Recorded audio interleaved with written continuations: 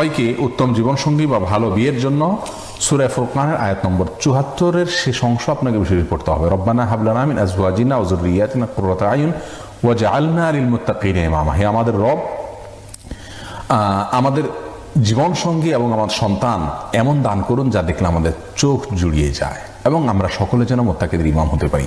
এই আয়াতটি, দোয়াটি আপনি বারবার পড়বেন, সব জায়গায় পড়বেন, বেশি বেশি করে পড়বেন। এটা হলো একটা উপায়।